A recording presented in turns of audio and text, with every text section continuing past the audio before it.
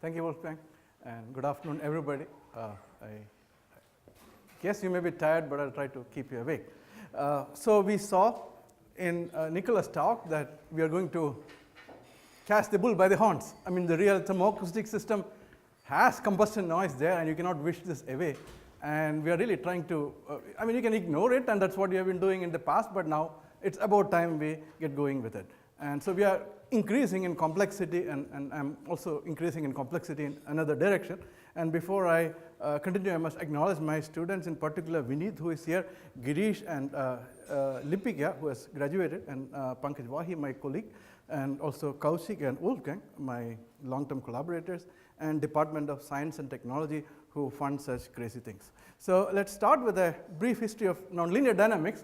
Well, I don't have Poincaré's name there, but this is the modern version. So in the 1960s, there was a lot of excitement with Lorentz attractor and chaos and so on. So, and then the subject exploded, and turbulence was considered stochastic, random, and then now all of a sudden it became chaos, and then people started talking about universality, and then Mandelbrot burst into this scene with fractals and multifractals, then came intermittency, lots of developments. Now, in this exciting time, what was the thermoacoustic team doing? That was the first question that I want to ask. So today I'll have three questions. So what does the thermoacoustic team, what did they do at that time? The second question is, nonlinear dynamics always, you tend to think of the butterfly and the cool things like chaos and all that. Do you see any of those things? Do you hear any of those things? And the third thing is there, I mean, everybody is zooming into more and more detail. That is, you look into flame transfer function in swirl flows, flame transfer function in bluff body flows, flame transfer function at 1 atmosphere, flame transfer function at 10 atmosphere, 20 atmosphere. I want to go the reverse direction. I want to see, is thermoacoustic phenomena unique, or is there something, thermoacoustics has something to do with aeroacoustics, or even more general with heart attack, or even more, or with epilepsy, or what do I say? What's the several physiological pathologies, so which headache, for example, migraine. So does thermoacoustics have any of common things with it? So in the morning there was a real neat talk on thermoacoustics engine, and the concept of universality came at the end. So I will appeal to some of the concepts. So here it's clear who is there. Mr. Kroko is there with the students, Cedric Nano on the left and Ben Zinn on the middle, and they are, you can guess what they were doing. They were studying triggering in thermoacoustic systems. So they were looking at triggering in liquid rockets in the context of F1 engine, because the race to moon was on. And they were, I mean, if you read those papers, I don't know if anybody has read those papers, they're from the 60s, and are incredibly good, and they have done nonlinear instabilities. Now they could calculate this subcritical bifurcation, except the term subcritical bifurcation didn't exist at that time. So it was called, they coined their own name. So if you look at the paper, it looks a little bit funny, because you see unique name for things for which specific names are there in the nonlinear dynamics, but then these terms didn't exist, so they couldn't go and open Strogatz and see, because Strogatz was doing his little things. He's just starting, or not even started. So we were there. Then one would assume that whatever Nikolai was talking about just now would have been solved in 70s, because, or something like that, because such problems were solved in statistical mechanics long time back. In fact, the reference he showed was quite old. So what happened to thermoacoustics? So, well, after this work of Cedric Nano and Zinn and Kroko, the scene kind of stayed dormant till 2002, when Tim Lewin wrote a brilliant paper, a path-breaking paper, using nonlinear time series analysis into thermoacoustics. But then intermittently people have started coming in, and now in the last 2 or 3 years there has been a lot of increased activity in this subject. So this is what they were doing in the 60s, and let's see whether we can change the language to modern dynamical systems language. So what is dynamical systems theory? So dynamical system theory describes changes in systems that evolve in time. So it's not systems which are forced with loudspeakers and so on. There are self-excited systems that really evolve in time. That's what dynamical system theory deals with, basically. So a songbird calling, or flute, shrill sound of a referee, or thermoacoustic instability in rockets, or aero engine, these are all self-excited oscillations. Okay? So they are self-evolving system, and this is precisely what dynamical system theory is supposed to solve. So in this talk, we will discuss the application of tools from dynamical system theory into studying self-excited aerothermoacoustic instabilities. So let's look at a very simple system. On the left, you have a beam, and you apply the load. The beam stays, sorry, it should be called column. So the column stays fine till some point, and with the epsilon increase beyond some point, it qualitatively changes its behavior. So a small smooth change in parameter value causes an abrupt or a sudden qualitative change in behavior. This is called bifurcation in nonlinear dynamics or dynamical system theory. Now let's try to, I am trying to bridge what is in the dynamical system theory with what these guys did, Kroko and Zinn and Zirignano and Kulik and so on did in the 60s. Now this is some history. I have copied this, scanned these notes of my advisor, Professor Ben Zinn. So he is showing a system which is linearly unstable. So he is saying that you have an infinitesimally small perturbation, and that's really growing into eventually to oscillation. And this is a scan from his notes. Now he also talks about triggering, which was quite important in rockets, where you pulse a system, and in the rocket you pulse a system by putting a bomb inside. Okay, that's the way you pulse a rocket. You explode a bomb inside it in a rocket, solid rocket motor, and solid rocket motor has much more energy than a bomb. So if the system stays stable, you then explode another bomb with a more capacity, still stable. Now you explode yet another bomb, which is even more louder, and then bang, the system goes unstable. So this is what they call triggering. So a system is non-linearly unstable if some finite amplitude, not any, but not all, but some finite amplitude disturbance grows with time. And they found out that for triggering amplitude, the initial amplitude should be greater than certain threshold value. And they did very neat analysis at the time in the 60s on this problem actually. It's worth reading those papers. So a system can of course transition to instability through supercritical or subcritical Hopf bifurcation. So let's first examine supercritical bifurcation. I think there was a little tutorial on this in the previous talk. So in a supercritical bifurcation, you have suppose you increase a control parameter from left to right, and the instability will come at some point and it will increase slowly. Now if you go back, instability will, the oscillations will trace the same path, there will be no hysteresis. Now if on the other hand, if you look at subcritical bifurcation, now here you come till the loss of linear stability or the Hopf point, and then you actually jump up. There is an abrupt jump of amplitude, and then if you come back, you don't come back in the same way. You don't retrace the path, you have to go back a little bit, and then you come down, and then you get a different path. So you have a regime where there is completely, everything is stable, but there is an in-between region, which is called bistable region, which is the region where they say triggering happens, and then there is a place where you have linear instability itself happening. So when you examine the onset of combustion instability, you can actually see what is called soft excitation and hard excitation. Soft excitation means if you have a perturbation, it can be infinitesimally small amplitude, but then it grows. But on the other hand, hard excitation means a small amplitude disturbance may not grow, but then you increase the disturbance to some other value, like here, and at this point, I gave some pulse, and then it started growing. Otherwise, the system would decay. Okay, so this is hard excitation. Now, this is in a gas turbine engine, how would this come? This is a bluff body combustor, similar to a gas turbine combustor, which is operated twice under identical conditions. On the first time, that is the graph on the left, nothing happened. You just heard the combustion noise, which is always there. Now, here is a system, the same system. It stayed that way for some time, and it just became unstable. So in triggering occurs in the form of noise-induced transition in gas turbine combustors, because as Noire was showing, there is always a significant amount of combustion noise, which we many times wish it away, but it's really there.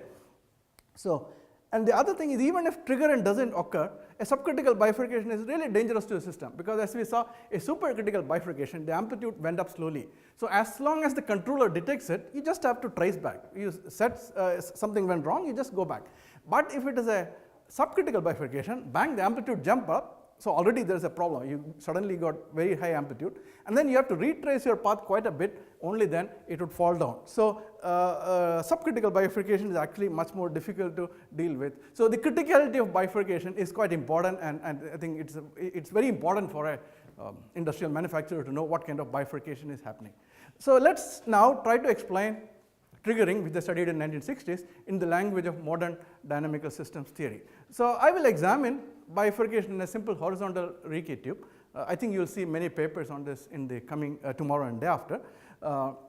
So this is a horizontal Ricci tube studied extensively by Kulik and Matveev and followed by my student Satish. So you have a heater here and you have airflow, and the system gets unstable at some critical heater power. Now the classical Ricci tube is vertical, but this is a horizontal Ricci tube, and this also is very interesting to study.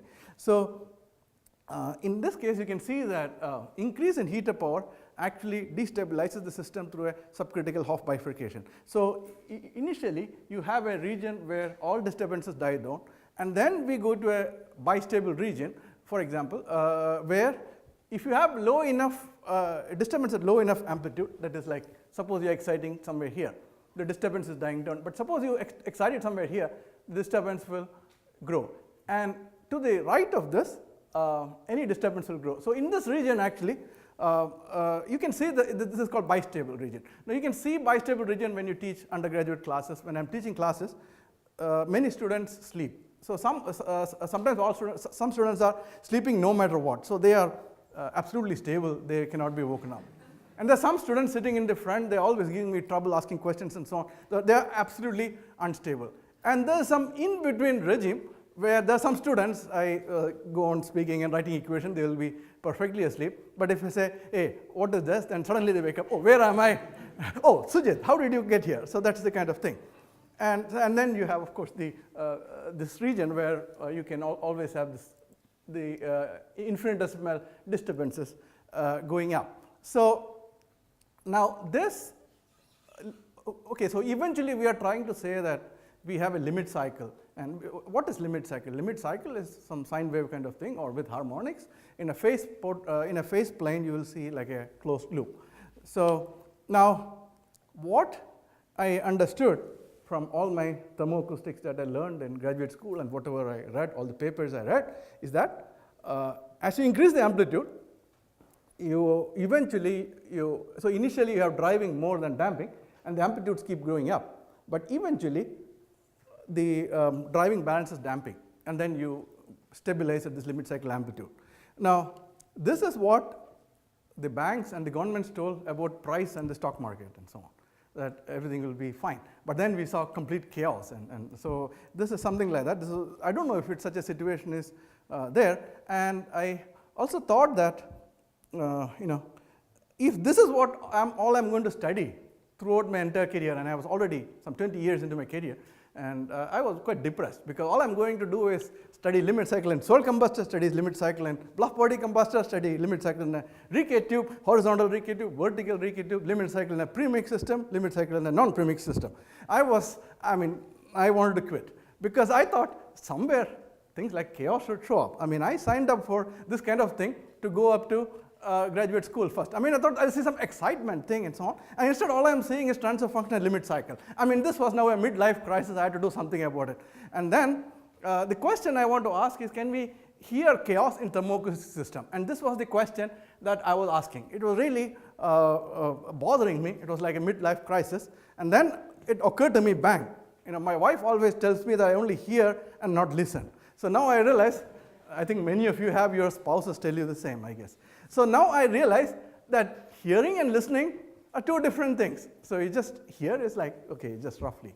But go and see the details like Nicola was doing. And then there's a lot more things you can get out of this complex system. In fact, he was getting analytical solutions for such a complex system. So I think we need to listen. This is what I understood. One particular day, it just struck me. And then, so I thought I will from now on go and listen to the combustor rather than see the FFTs and amplitude versus Reynolds number and frequency and dominant frequency and so on. So I thought none of this, and I should listen. In fact, that was a big thing because I later realized, 2 weeks back I read an article about people working in physiology that they measure electrical signals in our body, and they play it on a loudspeaker. Although it has nothing to do with sound, these signals, and or people, astrophysicists, they take the signal and play it on a loudspeaker because human ear apparently has incredible capacity to make out patterns. And they actually have a name for it. This is called sonification of a signal. Well, I didn't read any of these papers at that time, but I think my wife triggered me into action by telling me that I'm only hearing and not listening. So I started listening to signals in the experiment of Lipika, whom some of you know. And so what we are having is a simple Bunsen burner-like flame, except that this is a little bit complicated than that. We have a multiple flame burner with 7 holes. This is a classical configuration. There are a lot of papers on this kind of stuff.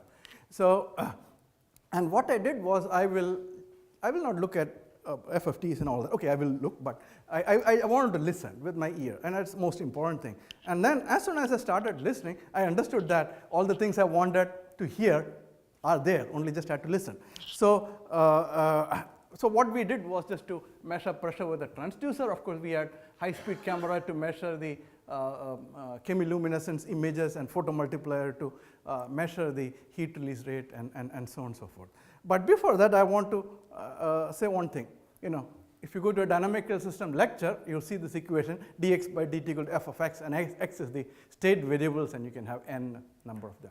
And now if you look at computations, this x can be 100,000, million, billion, and so on. You know, the CFD is there, you have grid points, and then dynamical system is getting bigger and bigger and bigger. And they also know the value of, people who compute know the value of all quantities at all places. Whereas for an experimentalist, you know, all we have is one pressure transducer. Maybe you can put 5 if you are smart, like in the previous talk. But okay, 10, 20, but you're not going to get everything. And of course, the experiments are getting more and more sophisticated. You're getting initially chemiluminescence, now PAV, PLIF, blah, blah, blah. Okay, but if you want pressure transducers, what do you do? That's my question. Like that's what my ear is hearing. So we can do something called nonlinear time series analysis. I think there will be elaborate talks on this in some of the papers. So just to give a quick idea, I'm not going to go into the detail, but if you are interested, I can speak to you during the tea and coffee breaks and so on. So what we do is we have one time series, P of t, and what we do is to split it into different time series, P of t, and P of t plus tau. So tau is like a delay, and P of t plus 2 tau. And there are methods to extract what is the tau and so on. They are very elaborate procedures. Now, and then we also need to find out what is the dimension of the attractor. Okay, so you know it's like, for example, if you look at a sphere in 2D, you will see a circle. But then you change to 3D, you actually see a sphere. So what you do is keep on increasing the dimension till you don't have false crossing. So there are simple methods which you can get open source software from internet and so on to actually construct the phase portrait. Now phase portrait we already know instinctively, because for example, we have a curve y equal to a sine omega t. Now we can plot it as a sine wave, or you can plot it as a circle. You know, like you put sine theta, sine omega t, delay sine omega t by 90 degree, you get cos omega t, and then you can get this orbit. So it's something like that. It's a more complicated version of it, but that's the detail. Now if you construct the phase space, then you can do a lot of analysis, like what is the kind of attractor you're doing and so on. But let's go back to hearing. So I want to look at the flame in this situation. So this is a sound.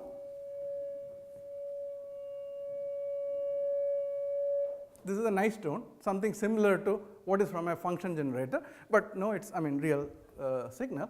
And so this is the FFT. You can see very nice sharp peaks and so on. So definitely it's a limit cycle, and if you look at the orbit, you see neat, clean, closed curves. You can see here, this is pressure and this is chemiluminescence, and so these are definitely limit cycle oscillation. So let's look at another one. I moved this flame location basically.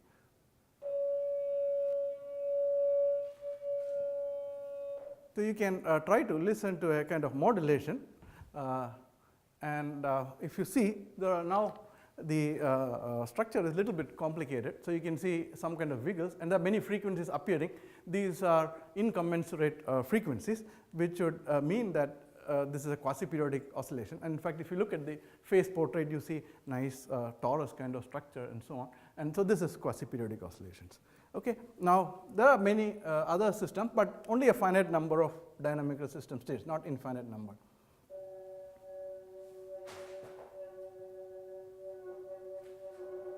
So, this was definitely not a clean sine wave. In fact, you see the FFTs as kind of many peaks which are kind of broadband, and if you look at the attractor has a field structure as opposed to earlier ones. There are a lot of tests for chaos and so on, I will not get into that, but this is actually chaotic oscillations. And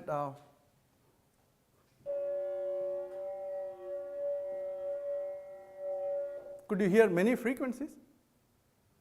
No?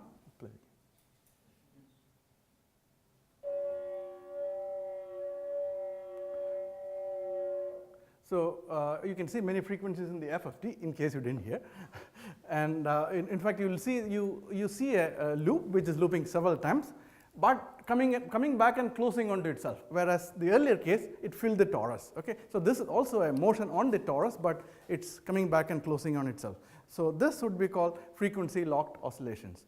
And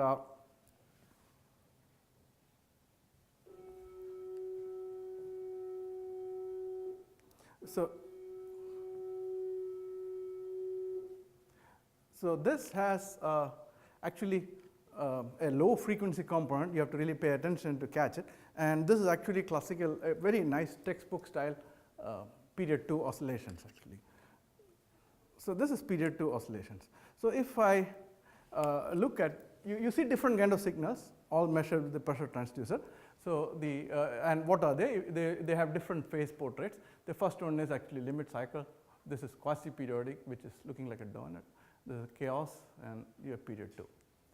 Now, if you look at the flame dynamics, I think flame dynamics is very neat for limit cycle, but it gets more and more complicated. So, the nonlinearity in this case is definitely in the flame dynamics. So, if you look at you can draw a bifurcation plot, and of course, here more complex states. If it's a limit cycle, you always have one amplitude, but there are situations where there are many amplitudes. So, what you do is take the time series, and then you find all the maxima and plot all the maxima, and that's how on the bifurcation chart for a given parameter. So, this is how you would plot bifurcation diagram from experimental data.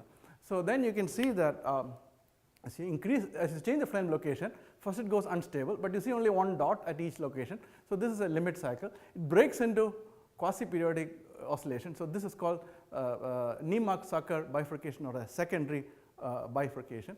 And then it breaks, the quasi-periodic oscillations break to give chaotic, and of course, many states here. So, this is like a route to chaos. So, this is what I was looking for, and I just had to pay attention, it was there.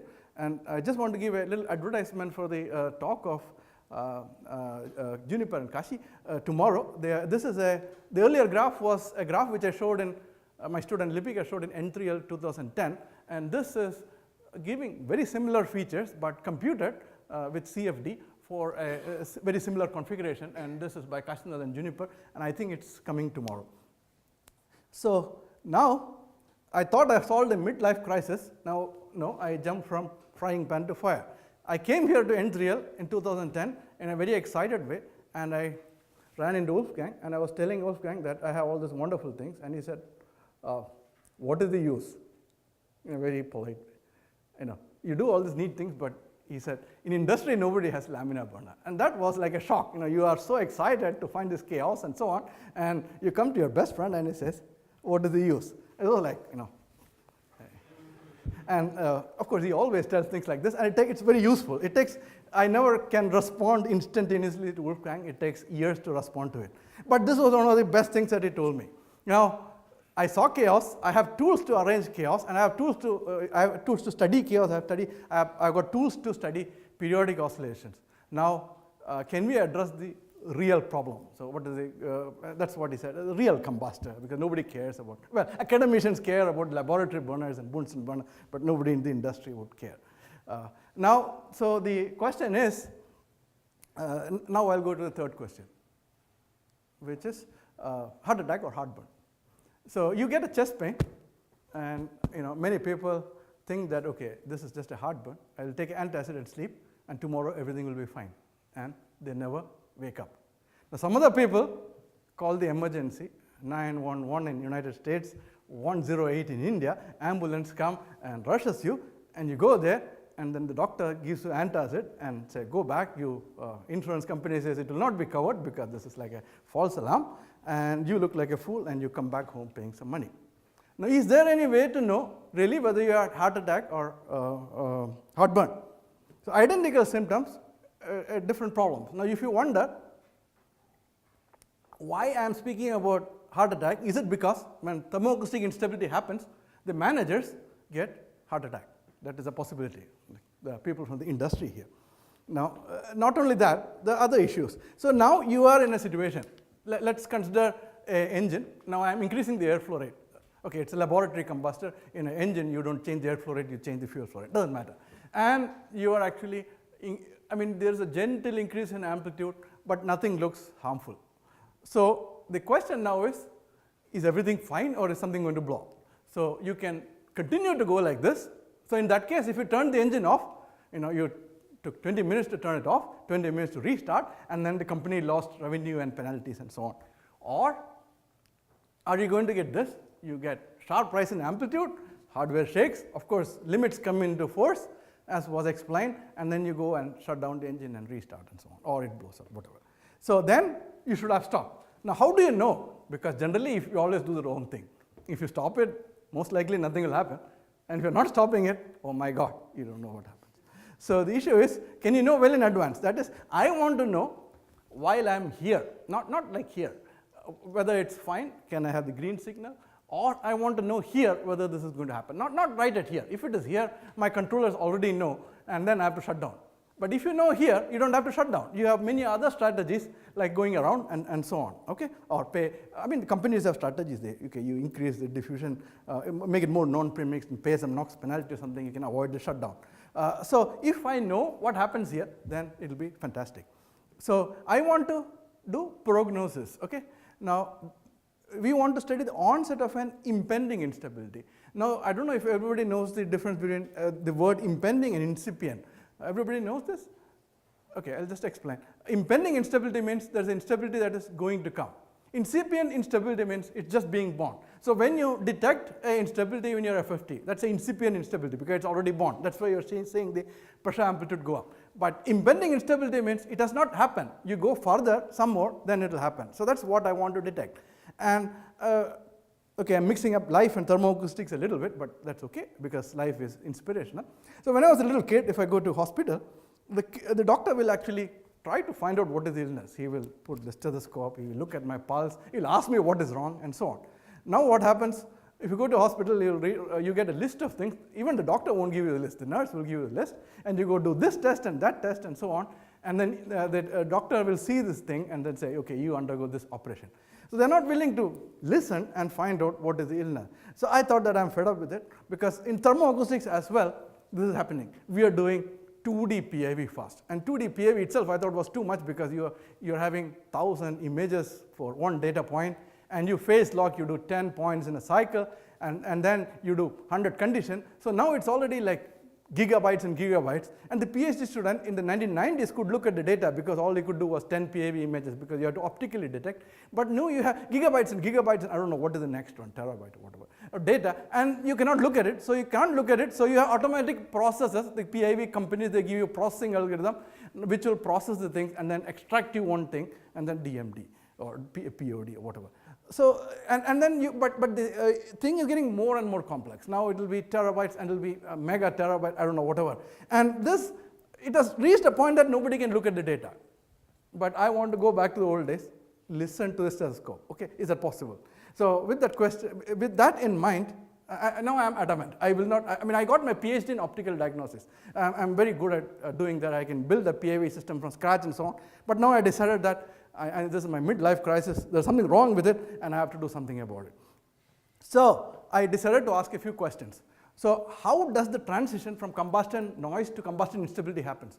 Because everybody is telling you, writing your papers on combustion noise or writing papers on what happens when there is instability. But in reality, if you ask the engine people, you are always having combustion noise and it is transitioning to combustion instability. So, how does this transition happen?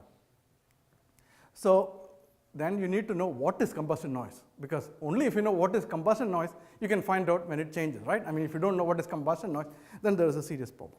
And what happens during the onset of an impending instability? Does anything happen as this transition happens? Not after it has happened. After it has happened, I know there are large periodic structures, large vortices, I've read all the papers. But during the transition, what happens? If I can answer these three questions, then surely I can identify precursors. This was the thought. Okay, so let's go step by step into this. So first question is, what happens when this transition happens? So you have stable operation, and this is called combustion noise. I mean, it's not stable. I mean, there is noise. I mean, it's significant. It's not trivial. But it doesn't break anything. And it's wonderful for the engine companies because it is inducing fatigue load to the machine. And the machine is not going to break down now, but it will break after 5 years or 4 years, after the warranty is over. So you can make money with post-sales warranty. Wonderful. So nobody has any problem with it. But then if you go to a full-blown instability, you are going to break something. But how does this, so let's ask some more questions on this. So what is combustion instability? It is periodic oscillation, sine waves coming up.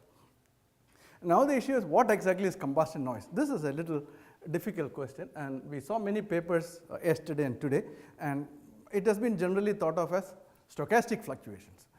So can we just re-examine this question? Sometimes it's worth re-examining questions. Okay. So is it really stochastic noise or chaos, which is the other kind of fluctuation, irregular fluctuations, apparently random fluctuations, but chaos? It's like the weather. Weather can be modeled as stochastic over a periodic pattern. So you have monsoons in June in India, here you have summer in June in Germany, whatever. There's a periodic pattern. Overriding it, you can think of as stochastic fluctuations. And then you can find the average fluctuation, standard deviation, blah, blah, blah, over this. But then, if you treat it as stochastic, you cannot have any predictions. You cannot predict what happens tomorrow, day after. But if you want to find out what happens to the weather tomorrow, day after, 3 days, 4 days, they can just about predict nicely. Then you have to treat it as a predictable system. If you say it's random, then you cannot predict it by definition. So then people model it as a chaotic system, and that's how these weather stations are predicting weather. So it depends on the objective of your study, what you choose, because some studies, stochastic may be completely fine, as we saw in the previous talk, but for some other thing, maybe you have to treat it differently. So let's take, so can we measure combustion noise, and does the measured combustion noise signal show randomness or any sort of deterministic nature? Because we have been seeing lots and lots of treatment on turbulent combustion noise being treated as stochastic phenomena, which is fine, but I just thought I would look at it. And so if it is a deterministic system, you take a very small portion in phase space, and all trajectories should say parallel. Okay, we can make it infinitesimally small, but you should see that. But no matter how small you take this region in a random thing, you should see the vectors go all over the place. That is the definition of random. What is happening tomorrow has nothing to do with now. So, and okay, this is a very loose way of saying it. There are very critical tests for determinism, and we have done that. I am not going to talk about it, but we can talk about it outside in coffee, because this is itself will be a 45 minutes lecture. But combustion noise is actually deterministic chaos, and this is not hard to imagine, because combustion noise is coming from turbulent combustion. Turbulence is chaos, so I would expect, in fact, I'm surprised why I didn't think about it earlier. But of course, this is no use unless you can do something with it, so that is the issue. So now we are going from a stable operation to an unstable operation. So that means we have chaos. Now chaos is what I was looking for, and I assembled all my tools to study chaos, and then I was stuck with this useless tag. So now I want to go from stable to unstable, or rather now the question is changed from chaos to order. Now I knew how to do from order to chaos. So I just have to reverse my thinking and just apply the tools in the reverse order. So the issue is, we want to go from chaos to order. Order to chaos, everybody knows, you know. If Wolfgang lets me in his room for few hours, I think it will be like my room. But the issue is, how do we go from chaos to order? That is the issue, okay? So now again, I want to use my listening. In fact, I just want to, okay, let me play the noise, and then I will tell you the story. Familiar combustion noise. Engine companies love it. Good post-business, post-warranty business, and it's, I mean, the customer can live with it. He doesn't mind. He can tolerate this as long as power is coming out. Everybody thinks about what happens now. because the manager thinks that 3 years later it breaks, but I won't be the manager. I will be fired before that. Instability.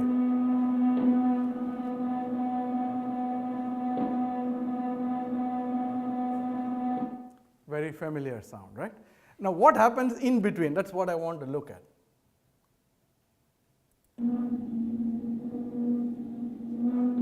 It's trying to catch, huh? So there is the background turbulent noise you can hear, but in between it's trying to come, but then it can't. So this morning we saw something similar in the thermoacoustic engine. So this is data taken by Vineet over here, and in a combustor designed by Wolfgang and his student Thomas Komarek. Now, so in between combustion noise and full-blown instability, there is the state called intermittency. And intermittency is a really well-studied dynamical system state. And in the 80s, journals were flooded with papers on intermittency. Now, you can see that there is every now and then full-blown thing, but there is patches of thing. It's not coming steadily. It's coming on and off. Now, if you look at the thing in the phase space, you can see that you have a large amplitude kind of solution or evolution, and then there's a small amplitude. So you have pockets of sine waves, very nice sine waves, and then outside which there is chaos, and this is coming intermittently. So you come through this route of intermittence, and this is not only for thermoacoustics. In fact, we did experiments in aeroacoustic system. So this is for a thermoacoustic system, and this is for an aeroacoustic system. So you see the difference in here. It's 1000 Pascal, here is 1 Pascal. But you see the same kind of phenomena. In fact, any instability, you'll see the same kind of phenomena. So we did many, and we saw that. So we go from combustion noise to full-blown instability via full-blown instability via intermittency. And there will be a talk on this in the tomorrow by Vineet. Now, this is not just for thermoacoustics, but for, I would say, any aeromechanical instability. And by aeromechanical instability, I would say aeroacoustics, aeroelastic, flow-induced vibration, maybe surge, and so on. I mean, we have done checked this thing in a few different systems. I'm sure there are other instabilities, but I would say anything starting with a turbulent system going towards instability would have this.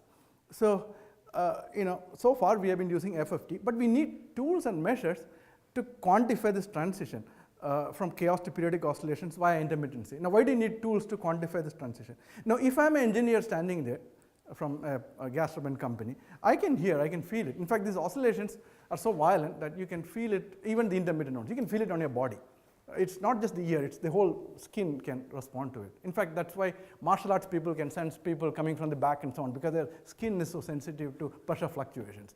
Now, I'll tell you a little story on how I found this. So I was there when Vineet was doing experiments. I went to help him out, supposedly, and after some time, after 3 or 4 runs, I think I was getting on Vineet's nerves. He told me that just go back because it's really interfering with the experiment. He drove me out.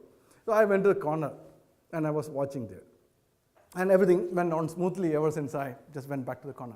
But then I saw that as they were varying the parameter, in this case airflow rate, and moving towards instability, it was absolutely clear that Vineet knew when it was going to come, because the shoulders, if I look at it, it's getting the stress, the tension, and again, as it's coming close to the instability, I can really make it down from his body language. And Vineet really has an animated way of conversation and everything. He doesn't speak much, but his mannerisms are very animated. And so it was really dramatic, and I knew right there, there is precursor. I knew it well in advance. Okay, after some time I got fed up because they won't let me touch anything, and I just standing, which is understandable. When I was a student, I didn't let Benson touch anything. So I went out to my room, and then I was listening to every now and then he will run this experiment, he'll wait for it to cool and start again. And then I suddenly realized that I am able to tell when it's going to come. And then there was another guy, Kamble, in our lab, he was Chakravarti student, and I started telling when it's going to come. And now it's like a game. And then at some time I was absolutely sure that this is going to come. And then I spoke to a few engineers in different places. Everybody knows this is coming. Not the theoretician, but the guys who work in the lab and listening to the self-excited instability. So everybody is knowing this. But then one guy told me, yeah, we know this. What is the big deal? What can you do about it? Because I am not there at the power plant. Because if I'm there, I can tell you. Yeah, so then can we put this into some numbers? So that is the question. So if I claim that it is chaos, let's examine a chaotic time series. Okay? So a chaotic time series does have a self-similar structure. So right here is a series. Now I zoom in on this part, I will see this.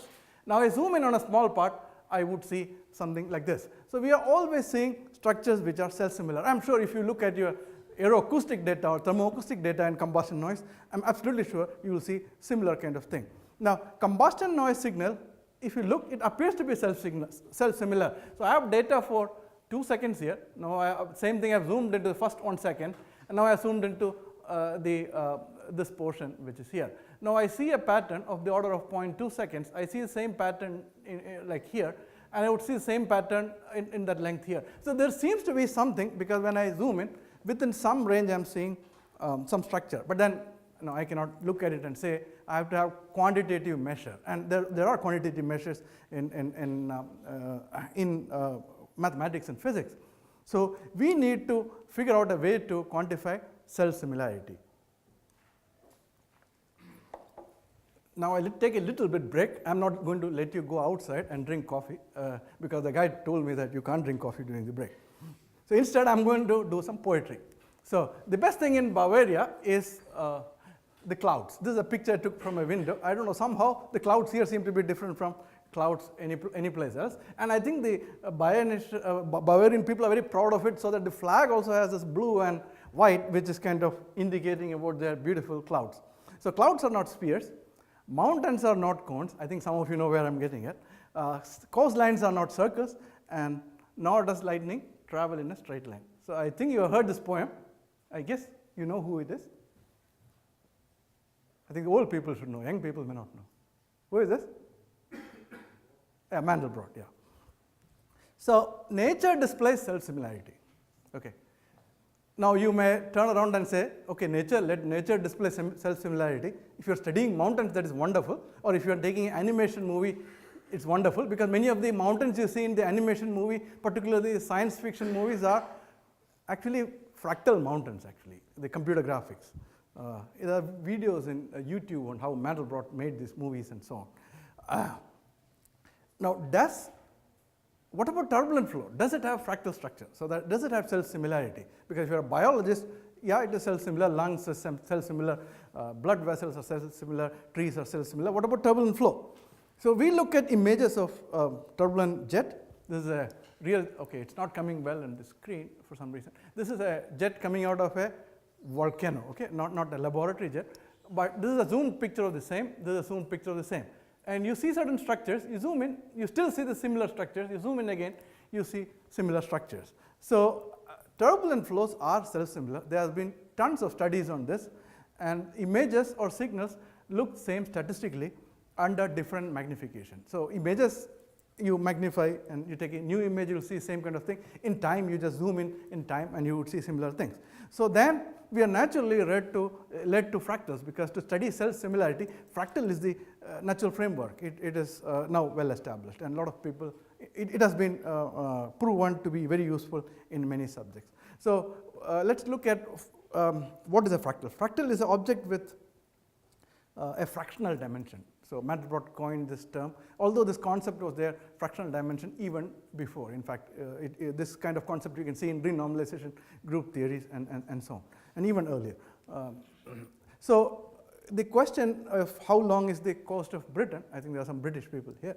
This is a title of a paper some time back. So the message is that the length depends on the ruler you use. So if you take a picture from the moon, maybe, I don't know if you can see Britain from the moon, I'm sure you can, with a good camera, and then you get you know the magnification factor, you can get a length. But let's say now you come to a low Earth satellite and you take another picture, and then you have a different magnification, but then you see more wrinkles than you can see from the moon, and then you get a different length.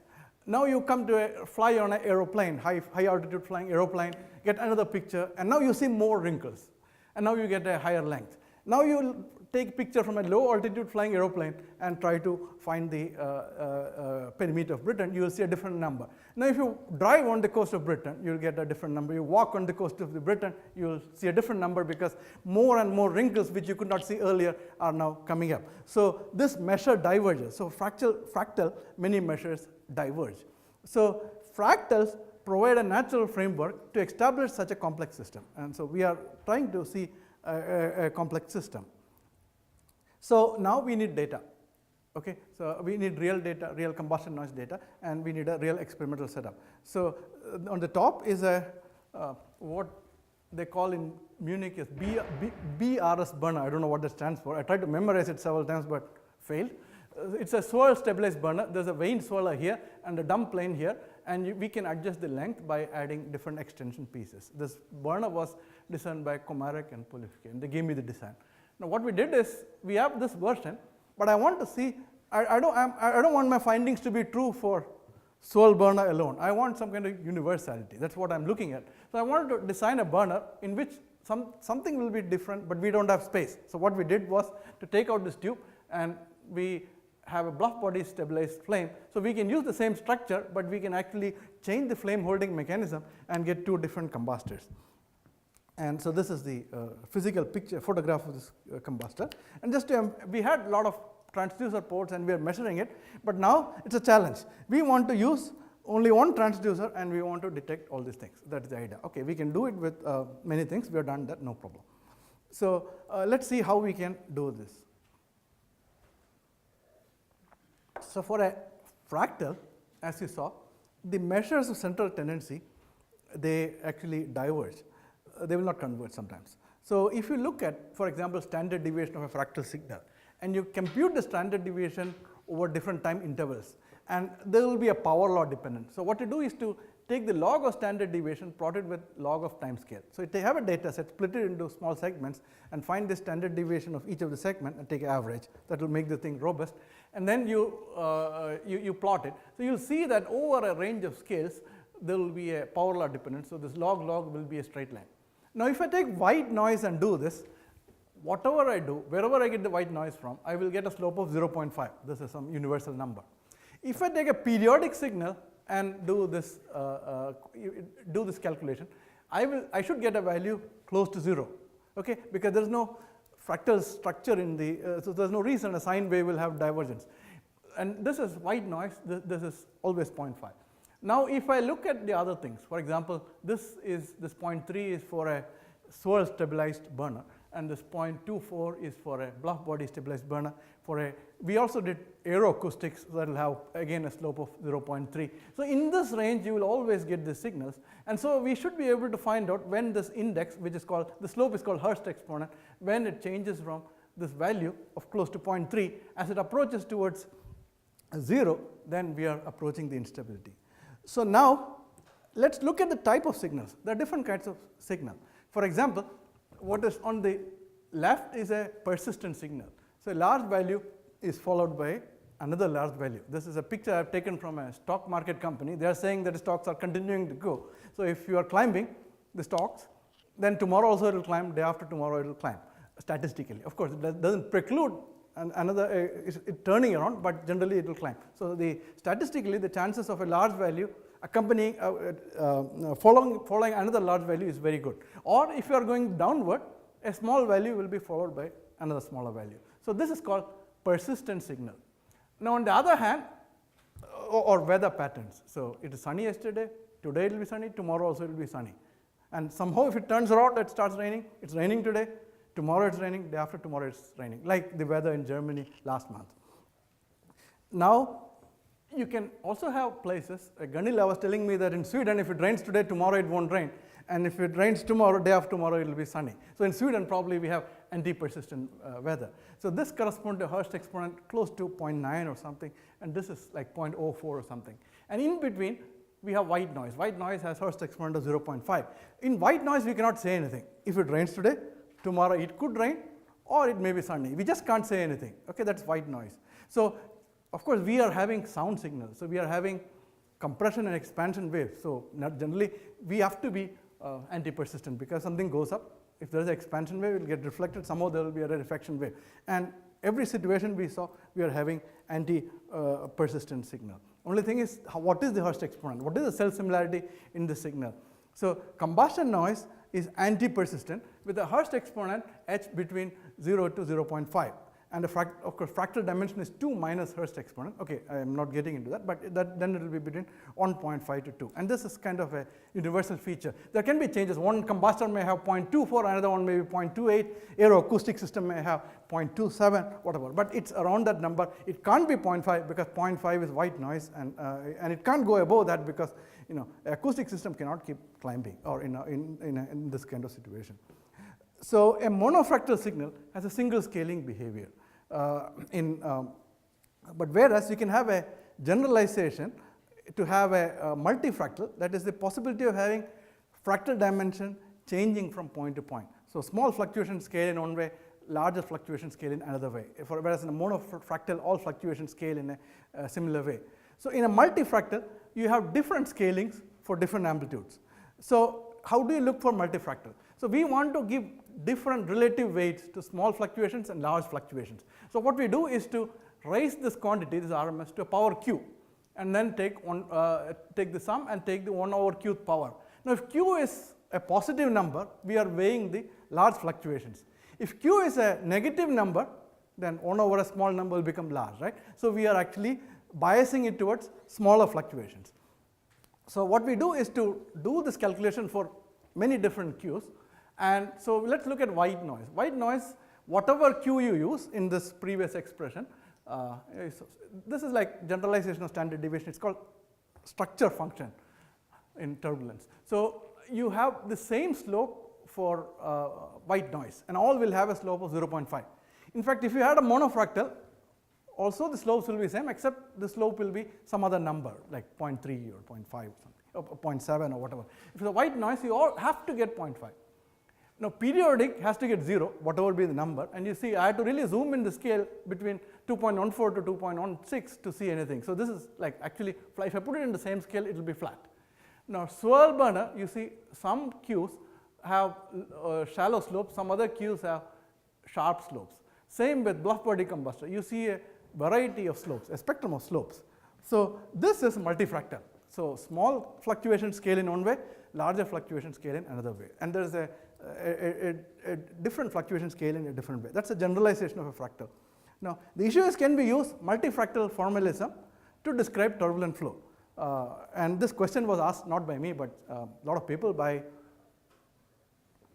about 25 years back. But actually people understood this even much more than that, because Richardson had written a poem, Richardson of the Richardson Cascade fame. So we continue on our poetry streak.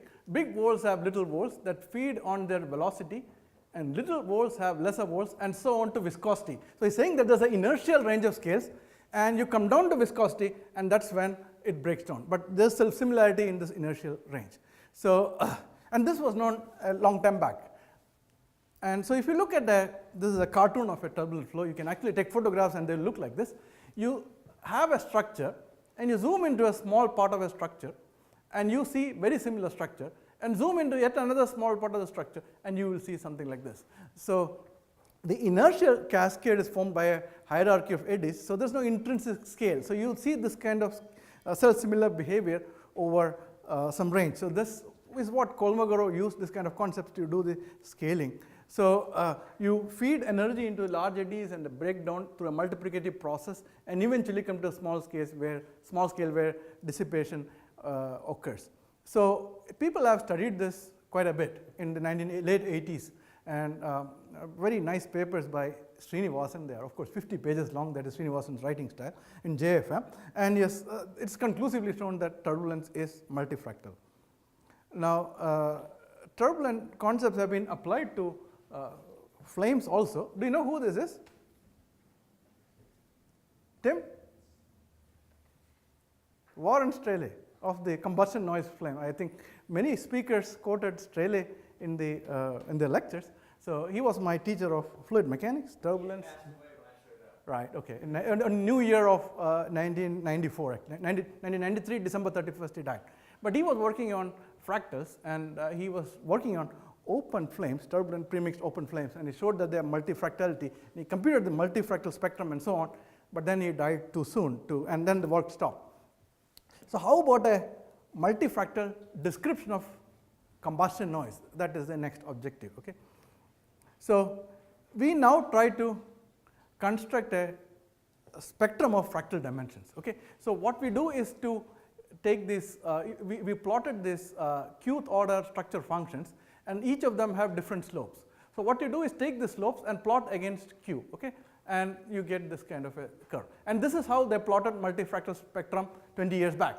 But now there is a little neat transformation they do to find what is called qth order mass exponent, which is q times hq minus 1, and then you take a derivative, you will get the singularity exponent, and you get the singularity spectrum as q alpha minus tau q. But okay, that's the equation, forget about that. What this represents, I can tell you physically, otherwise it's of no use. So what this represents, this alpha represents the growth of these quantities with increasing time, okay? And this value y-axis or f of alpha actually determines the relative weight, okay? So how does this scales, this is the relative weight, this kind of fluctuations are maximum, this is little less, this is little less. So this is like how different fluctuations scale differently. And of course there's a lot more maths associated with it, but I'll skip that. So if we look at the multifractal spectrum of combustion noise, this is the key result. Now first we look at white noise. White noise has, I said all q's, for all q's you have the same slope of 0.5 of the Hurst exponent. So any generalized Hurst exponent has a value of 0.5. So you will have f alpha versus alpha, it shrinks to a little point. There's no spectrum, it has collapsed to a point. Now we looked at periodic signal, I have a Hurst exponent of 0 because standard deviation doesn't grow, I mean. So I also have a collapse point to a single point. Now if you look at a source stabilized flame, I see all kinds of scales. So it is actually multifractal. If you look at a bluff body flame and look at the spectra, that is also broad. So you have a multifractal spectra, and when you get to periodic oscillations, it should just, the spectrum should collapse. So in principle, there should be a way to find out how you go towards instability.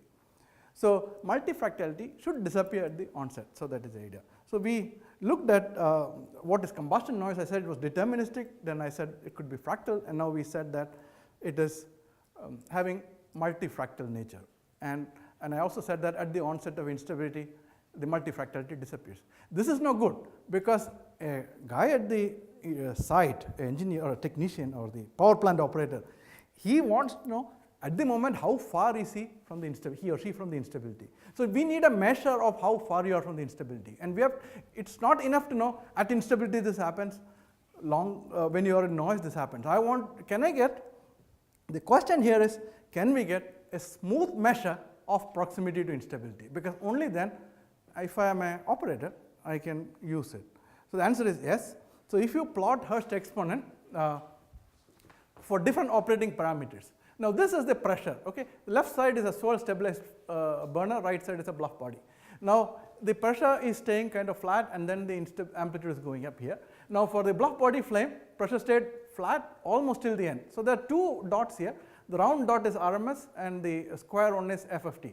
And it started going up only when the full blown instability came. But you look at this Hurst exponent, even, see, somewhere like here is where the amplitudes went up. But look, it is coming down, falling dramatically well before the pressure amplitudes are going up. Now you look at swirl burner, the Hurst exponent is falling very rapidly, and in here the pressure amplitude has hardly changed.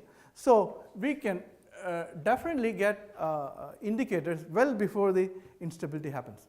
So now what happens to the, so this is another plot. So I have plotted Hurst exponent versus Reynolds number. You can see it come down, and at instability, this is the multifractal spectrum for the swirl burner, and it actually collapsed to a single point. In fact, it shrinks and goes to a point. Same thing, exactly the same thing happens to bluff body. And eventually this Hurst exponent has to come to 0, multifractal spectrum has to collapse. These are universal measures. It's not like it will work for this combustion, not for that, or this will work only for combustion instability, not for aeroacoustic instability. Any place where there's turbulent flow transforming to instability, this has to happen. So the question is, we can get warning signals well before the pressure amplitude rises, because if you look at how the amplitude is rising, and you have, of course, in the gas turbines you have controllers which tell you when the amplitude is rising, and that, but now you have a possibility to know in advance, so that rather than the controller shutting things down, you can actually have maneuvers with the parameters so that you can avoid the instability. So back to the question, are you going into increasing amplitude in terms of combustion noise, or are you having instability? We have an answer. Now in this case, we know that the Hurst exponent is falling, so definitely it's a red light, and you can know it way before this instability is born, even here, because these measures are looking for intermittency. So sometimes we may have 2 or 3 cycles of periodic oscillation coming in between this turbulent noise, and these methods are quite sensitive to that. And this is not unique for combustion instability. We just to prove that we did, I have data with aeroacoustics. So this is a pipe tone experiment which we used some time back. We did experiments in the, so this is a long pipe with the orifice at the end.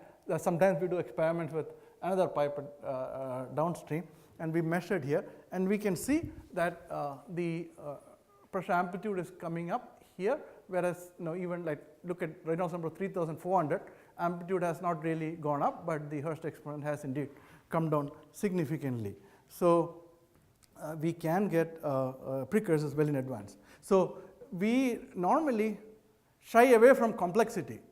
Of course, we do averaging procedures or just throw it out and so on. But really, combustion instability is a loss of complexity, because you had a multitude of scales which scaled in a very complex way, but it's fine. We can calculate it live actually. We have done control online. And instability is a loss of complexity, because normally, as soon as we get a signal, we try to split it into a what do you call signal, and then we throw away the rest, calling it noise or stochastic component. So the signal plus noise paradigm really overlooks the prognostic value of this, I would call it irregular fluctuations, because all the value is in this irregular fluctuations. So in fact, the signal plus noise paradigm is very good to deal with incipient instability, but not with an impending instability. If you want to know before, it's like weather prediction. If you want to know what is happening tomorrow and day after, you have to treat it as a chaotic system, not as a stochastic system. So in fact, I would say noise is the new signal. Okay, we don't throw it off. Please keep it. That's what I would say.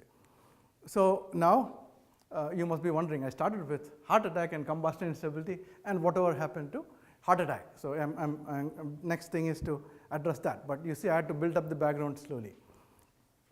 So what is common between heart attack and thermoacoustic instability? Of course, combustor is the heart of a gas turbine engine for sure, and of course the thermoacoustic team gets a heart attack when you have thermoacoustic instability. But we saw that transition from combustion noise to order, that is instability, is really a loss of multifractality.